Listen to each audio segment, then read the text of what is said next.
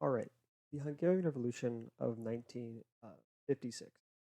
I'm going to explain in this video why it was important and global ramifications of this, and then how local factors led to the protests and the revolution, which eventually led to greater global ramifications and changes. First, I want to lay out some groundwork so you know what I'm talking about because there's a lot of names going to be coming around. So these are the four most important Hungarian figures. Um, Matthias Rakovsky was the leader of Hungary at the end of World War II. He was in charge of the Stalinist Party, and he was basically installed by the Soviets as a puppet. They had elections in the beginning, at first the Stalinists allowed like free elections.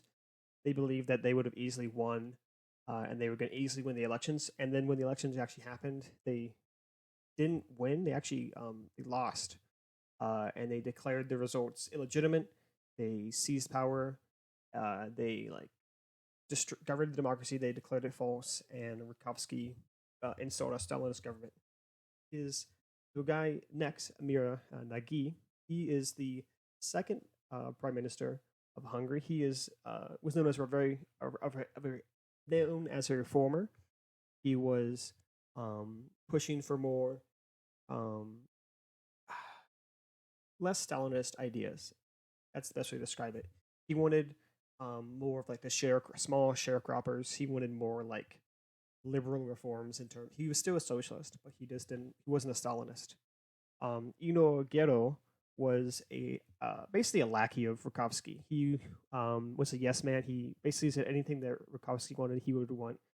Since when uh, Nagia seized power, he took power. Rakovsky was sent back to the Soviet Union, and he kind of was in basically exile for a while, until eventually Guerrero seized power and took out Nagy, and he basically slowly started to reform and like take back all of the reforms that Nagy did. After the revolution, Janos Kadar seizes power. He becomes the new leader of Hungary, and he leads Hungary for the remaining time that there is a communist country until eventually independence, in which he loses power. So the background for this is that you have Hungary's a Stalinist government. After the World War II, after the Hungarian elections, which the Stalinists declare illegitimate and they seize power, they are the ruling party for up until 1956, when the revolution happens, and they are still in power afterwards until the fall of the Soviet Union and the collapse of the Stalinist government. They maintain their power mainly due to the efforts of the AVH. The AVH was the Hungarians' secret police. They were extremely brutal. If you look on screen, the image of the building was known as the House of Terror. That was the headquarters of the AVH. That was also the former headquarters of the Gestapo during World War II. The Nazis used that, and then once the Nazis were kicked out, the AVH moved right in there. So it was basically a symbol of terror amongst the Hungarians. It still is to this day, like a symbol of like the dark past. Everyone in Hungary was afraid of the AVH. Everyone knew someone who had been, like abducted or killed by the AVH. They were universally hated.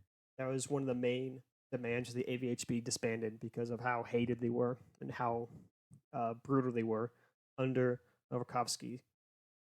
Now, in 1953, Stalin dies, and once that happens, Khrushchev gains power. Now, once Khrushchev is in control of the Soviet Union, he announces his plans to de-Stalinize for the de-Stalinification of the Soviet Union, and this actually sparks a lot of protest and a lot of like hope for reform. You have the East German workers' strike. That was a large East German like workers. They rose up and they're like, "Oh, well, we can get reform," and they were crushed. You had Poznan, Poznan uprising, which I would talk about later, which is again another attempt to have more reform and for a less Stalinist structure of a government. Anyway, during this de-Stalinification period, there's an important figure named Laszlo Rajka. Now, Rajka was the most famous victim of the Raditsky purges. He was a very well liked figure who was purged and executed after a very public show trial that was very unpopular. So, and for a long time, the government refused to recognize him and refused to bury him, and he was not buried with the proper respects that people thought he earned. So eventually, he is reburied, and this starts our amongst the wave of people. It's just the building of hope. People are like, "Oh, okay, maybe now we can change will come. Change will finally come. The government's changing. It's admitting its mistakes." So the actual like revolution and protests start due to the Poznan uprising. I will not get super in depth, but basically, to sum it up, a protest breaks out in Poznan, Poland, amongst workers and students, and they are basically protesting against the Stalinist Polish government. They want more. They want to have not private, but independent trade unions. They don't like the fact that there's only one trade union, and that's controlled by the government, and that they don't have representation, and they don't feel like their issues are being heard, so they're angry. So they rise up. This sparks on sympathy from the Hungarian students, who and one group forms the MEFESZ, very long acronym. But what's important about this was that it was founded independently of the DISC. The DISC was basically the government's controlled association that was for the youth. If you wanted to have an organization, it had to be part of this association. So when they founded the United Organization of Hungarian University and College Students, it was in direct opposition to the Hungarian government. It was basically them saying, "We don't recognize your authority. We are going to have a change ourselves. We will bring it about." So this leads to some initially very peaceful protests. They gather at a statue of a Hungarian revolutionary hero from the 1848 rebellion against the Habsburgs, and they gather here with a bunch of flags with the coat of arms cut out as a sign of protest, saying like, "We don't recognize the current government, and they are not like us. They're not Hungarian in the sense of the word that they are enemies of Hungary." And during these protests, they bring up the 16 points, which is a bunch of points that were devised by Nagy and his supporters. The 16 points, it basically were a set of demands by the supporters of Nagy, and with mostly the students. So the students demanded free elections, the withdrawal of Soviet troops, political and economic reform, a new government headed by Amir Nagy, freedom of speech, economic and political independence for the USSR, amidst other demands. The reason for this was fairly simple. They wanted Hungary to become a socialist democracy. They wanted to have multiple parties, like they did in 1945. They wanted the Soviets to be out of their affairs. They didn't want Soviet troops meddling in the Hungarian people's affairs. They wanted a reformist government headed by a reformer like Nagy, who would implement the political and economic reforms that they wanted. So basically, anything that's not Stalinist, they didn't want a Stalinist in power again, and they wanted freedom of speech so that they could oppose said Stalinists. They wanted to be able to say, "Hey, Rakovsky, Ganor, they were bad. We don't like them," and they want to be able to. They want to say like, "We don't like the AVH," for example. They want to be able to criticize the government when they do stuff wrong, and they wanted economic freedom from the USSR because at this point, the USSR had demanded reparations from Hungary for multiple years now, which Rakovsky had accepted, but people were growing tired of. For example, the Soviet Union had almost complete control over the Hungary's uranium supply. Hungary actually had a lot of uranium, and much of the uranium was sent to the USSR for weapons or for reactors, and Hungary got nothing. They didn't get any money for it. They didn't get any resources for it. It was just purely a take. They were taking stuff out of Hungary, and Hungary was getting left with nothing. They also wanted political independence from the Soviets. Now, when they say political independence, they don't mean they want to join the West. They wanted to join the third nation countries, the third position, the third path. They want to become neutral, similar to how Tito and Nasser were leaders of the independent bloc of the nations who didn't choose a side. They wanted to join that bloc. They wanted to be free from both the USS and the Soviets and the Americans. They wanted to be free to do their own things. Now, the protests develop and grow in the square where they were protesting and listening to some demands. So Nagy actually comes down to talk to them. He is pressured by the party to talk to him, of course, but he comes down and he speaks to the protesters. And sadly for him and for the students who were part of this, he fails. He doesn't talk them down, and eventually a crowd moves towards a statue of Stalin and they tear it down. And in a very famous display of anger, they tear the statue down and they beat it with hammers and with sledgehammers and with saws. They destroy the statue, as seen in this famous photo. The head of Stalin is taken off the ground and is ripped up and is beaten and is smashed. And this is a big kind of defining moment in which the people say, hey, Stalinism, we're done with it. We do not want Stalinism anymore. We are done. So eventually protests had to move towards the AVH headquarters into other important buildings like a broadcasting center. And at this time, weapon stockpiles and armories are looted for weapons because people are expecting a fight. So a firefight breaks out between the AVH and protesters in multiple spots. The most famous being at the broadcasting center, where a bunch of students send a delegation of students to go into the broadcasting center to broadcast a message. And this takes a while. And the students outside believe the students inside were shot.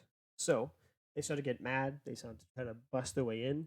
And then the people inside started to be like, oh no, they're going to bust and they're going to kill us all. So we have to kill them. They start shooting, and a big shootout happens.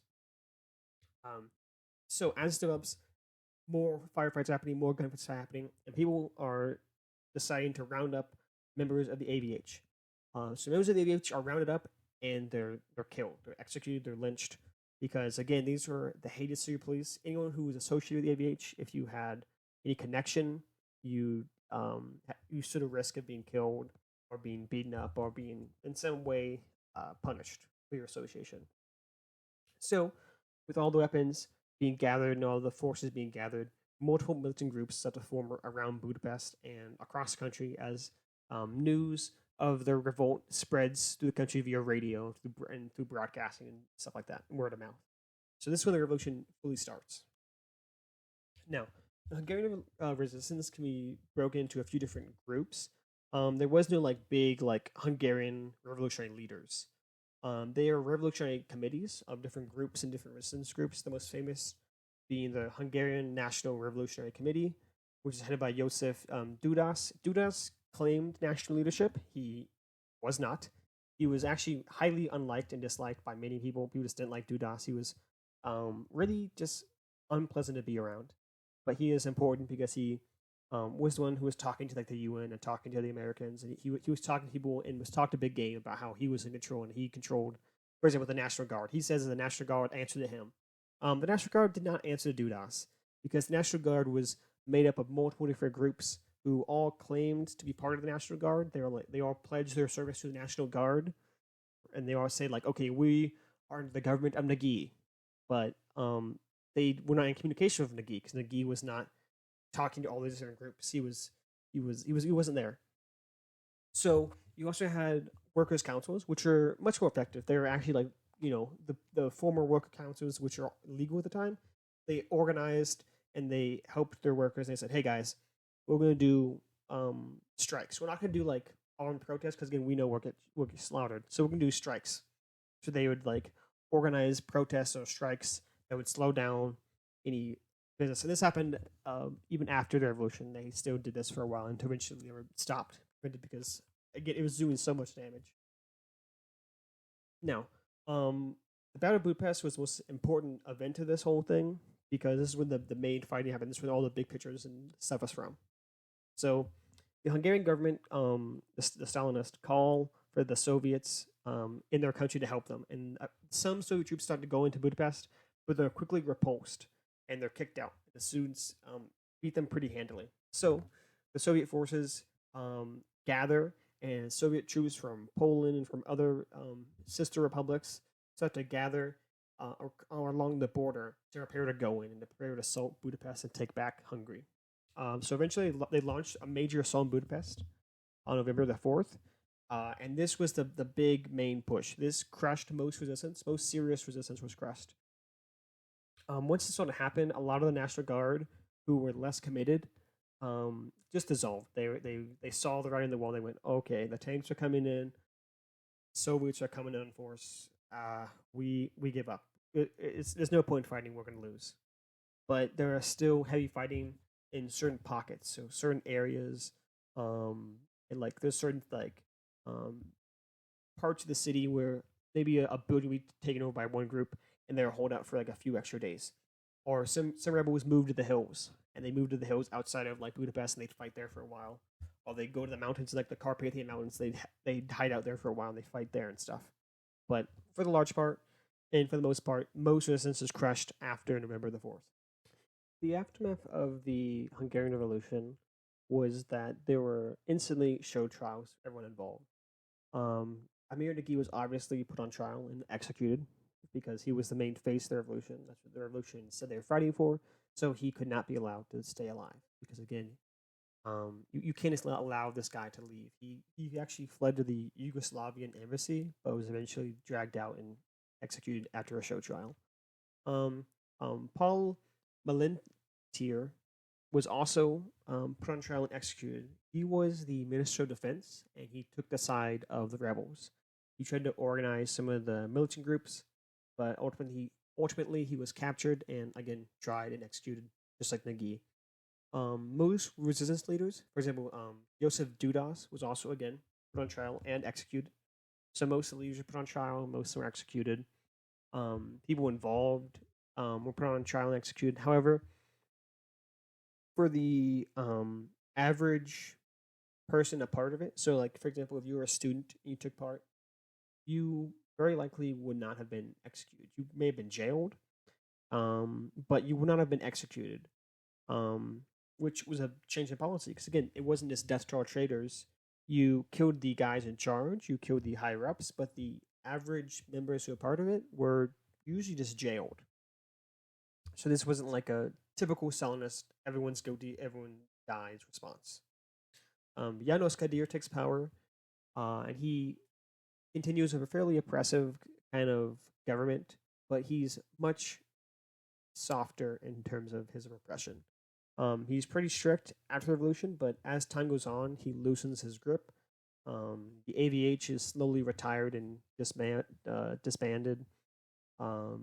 His policies ease up, and the revolution, most of the reforms they were championed do get implemented. The international outrage and criticism of this were fairly large. That was the main, reason and why this is a big deal was because you had such a global spotlight. A lot of reporters got in from Austria, which was neutral. They got into Hungary, so all these pictures that have been shown in my slideshow were taken by Western reporters. They came in, they took pictures, and they recounted this to the people in like the West, and that was a huge deal because for the first time you had actual photos of Soviet repression. For a while, the Soviets, didn't have pictures. No one was taking pictures of the Chechens who were deported from their homeland into Kazakhstan. No one was taking pictures of the Volga Germans who were deported into Kazakhstan during World War II. There were no pictures of that. You didn't see pictures of that. So for many, it just never happened because we didn't know until the Soviet archives were opened. But for this was the first time that Soviet atrocities were put on full display. It was clear to the world. You were shooting at college kids. People were being gunned down. Kids were dying. Very clear. And again, although the repression was brutal, you didn't have Stalin-like oppression. You didn't have entire chunks of your population being taken and sent to Gulag, or executed, or forced into some remote region, and forced into work camps. That didn't happen. You had show trials, yes. You had jailing, yes. You had executions, yes. But you didn't have mass deportation, mass work camps, mass punishment as you would under Stalin. Now, could the revolution have been successful? This is often brought up amongst people. There are a lot of myths, a lot of legends.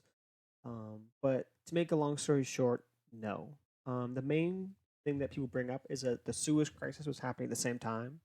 So this is why people say, hey, the West couldn't have helped because the Suez Crisis, they were too busy, bickering amongst themselves to have an organized effort to aid Hungary. But if there wasn't the Suez Crisis, they would have aided Hungary.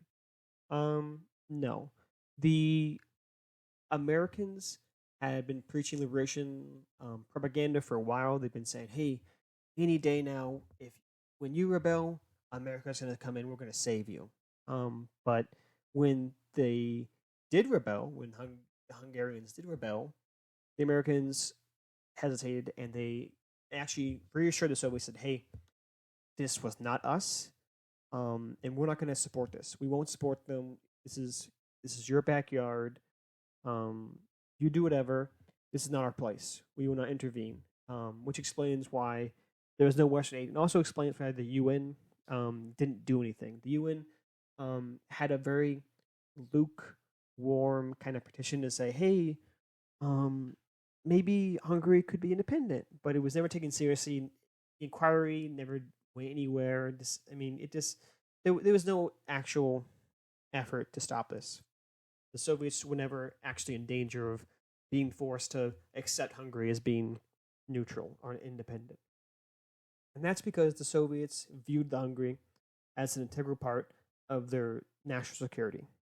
Because Hungary and all the other East European states were buffers. They were protection that the Soviet Union needed in case of invasion. Because the Soviet Union didn't want to be invaded again. That was their main concern. They didn't want to be invaded. So they had all these buffer states in front of them. So if invasion came, it had to go through all these different buffer states. By the time it reached the Soviets, they could have mustered a strong defense to meet them and to stop them from entering Soviet land proper. So if Hungary was neutral, that would be completely unacceptable. That would completely fly in the face of Soviet defensive strategy and Soviet global geopolitical aspirations. That's not what the Soviets wanted. They wanted buffers to stop the heartland from being attacked. Now, the global ramifications of 1956 were pretty major. You saw the continued Soviet dominance and oppression of Eastern Europe. The Soviet Union still maintained its iron grip on power. You had the Stalinist and the puppet governments of the Soviet satellite states were maintained. There was no idea of, oh, we could protest and maybe the Soviets would let us have our own government. No, that was crushed. That was this. It happened again during the Prague Spring. That's when it was finally just smashed completely. Because, again, the only reason the governments existed was because the Soviets needed a buffer. The Soviets didn't care about what the people there wanted. That didn't matter to them. And so, with the brutal crushing of the Hungarian resistance, it also crushed the myth of the alternate humane status myth. So, for a while, the Soviets were producing a bunch of propaganda saying that communism was the humane alternative to capitalism. So, if you didn't like the downsides and the ill effects of capitalism, you should do communism because communism is just great. It's really great. I mean, look at the Soviet Union. There's nothing bad happens in the Soviet Union. So this was a wake up call because you have pictures, you have live reporting of Soviets, gunning down just protesters, gunning down just college students. You see kids your age, if you're a college student, getting shot for wanting independence and for wanting socialism because these kids were socialists. It wasn't like the Hungarian Revolution with fascists. They were socialists. And that's what they said. They said, hey, we're socialists. So you see two socialist nations fighting each other. And this splits the left and the West because the West is divided now. Because you have some people who still stick with the Soviets. They still are supportive of the Soviets. They say, hey, we believe the Soviets. The Hungarian Revolution was simply a pseudo-fascist uprising that was done by the U.S. and the CIA did this. It's all the CIA. And then you had the anti-Soviet left who split and said, "Hey, the Soviets did this. The Soviets, they gunned down those protesters. We can't support that. That's not what we want. We don't want a brutal authoritarian imperialist superpower to be crushing the dreams of small nations. That's not what we want." So you had a massive split in the left. And the people who supported the Soviets were called tankies because of the use of Soviet tanks in the Hungarian Revolution and the Prague Spring. It also showed that the Soviet Union was, as Kodar called it, one of the authors that I've read, the Soviet Union was the idol with feet of clay. Now, this is basically a metaphor that basically says that the Soviet Union was a grand idol, right? But its feet were made of clay, which means that the Soviets' own power and its own status will bring it down because it's just too heavy. The feet are made of clay. The feet can be crumbled. So once the feet get taken out, the whole structure just falls down and collapses because, again, the Soviet Union could only maintain its power using force, and it's proven itself. They never compromised. They never talked to the rebels. They instantly went to force. So the Soviets can only respond with force, which means they can only be defeated with force. It also means that change is impossible. You can't advocate for change because the Soviets would never listen to you. So the only way you can get your change is to fight, which ultimately leads to the destruction of the Soviet Union because, again, there's no hope for change. The system must be destroyed in order for change to happen. And here is my sources that I used at the presentation. And yeah, that concludes my presentation. Hope you enjoyed.